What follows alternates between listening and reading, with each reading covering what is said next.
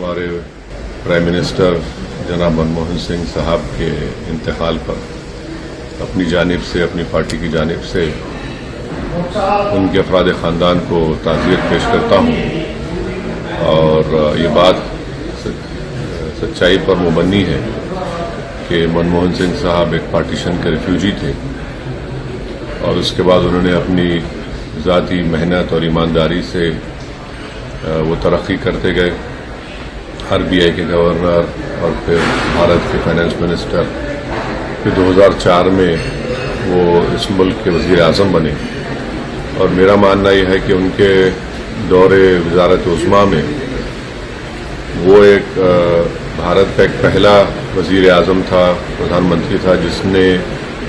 Marginalise communities اور خاص طور سے مسلمانوں کو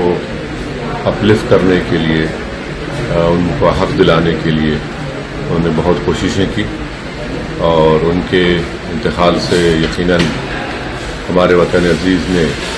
اپنے ایک خاص سپوت کو کھویا ہے۔ میں